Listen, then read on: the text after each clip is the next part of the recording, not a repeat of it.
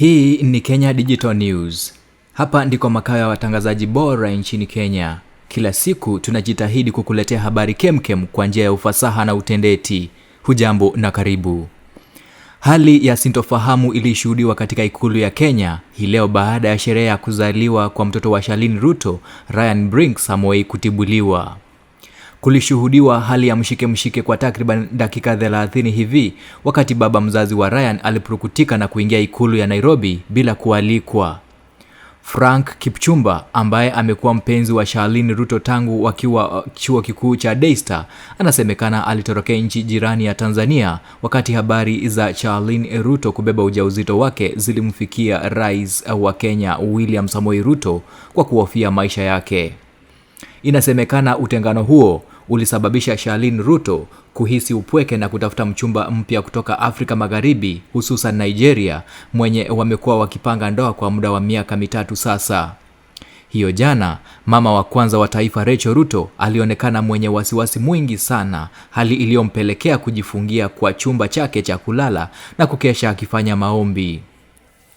Ikumbukwe, Charlene Ruto amepotea kutoka uso wa umma tangu kupatikana na kashfa ya kuendesha ofisi ya binti wa kwanza wa taifa kinyume na katiba na kwa kutumia pesa za umma kwa muda mrefu hadi kuzua tetezi za kwenye alikuwa huu wakati wote.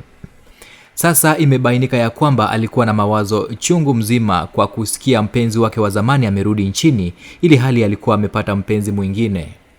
Frank alipata upenyezo wa kuingia ikulu kwa sherehe ya mtoto Ryan, lakini mambo yakaenda mrama wakati aligundua Charlene ako na mpenzi mwingine.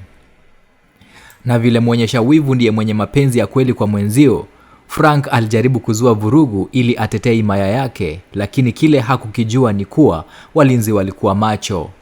Mdaku wa makala haya aliniarifu kwamba Frank alitimbwa makonde na mateke kavukavu, na kama sio rafiki yake ambaye jina lake limebanwa alichukua sehemu ya pigo, sasa hivi Frank angekuwa mwenda zake.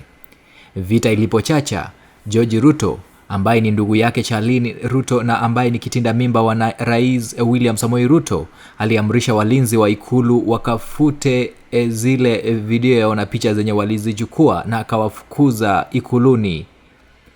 Hii sio mara ya kwanza tukio kama hili kutokea huko kwa ikulu ya Kenya.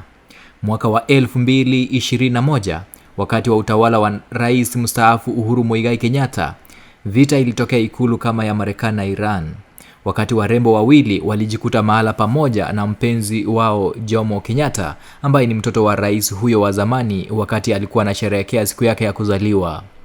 Isitoshe, mabinti hao ndio walipigana katika klabu moja ya mabwanyenye mtaani Lavington punde tu mmoja wao aligundua mwenzake akona namba ya simu ya Jomo Kenyatta. Rais William Samoei Ruto hajaongelea tukio hilo hadharani, lakini imejitokeza bayana kuwa rais huyo wa 5 wa Jamhuri ya Kenya amejawa fedheha kwa hilo dhihaka Frank alileta ikuluni. Rais William Ruto mwenyewe amepotea kutoka kwa uso wa umma kwa siku moja sasa tangu kurejea nchini kutoka ughaibuni, na kutoa kiongozi wa upinzani Rigathi Gachagua amechachisha. Shukran kwa kusikiliza Kenya Digital News. Kwa taarifa hizi na zingine, kumbuka kubonyeza kibonyonyo cha kusubscribe na kufinya alafa ya kengele ili uwe ukijulishwa kila wakati tuko na video mpya.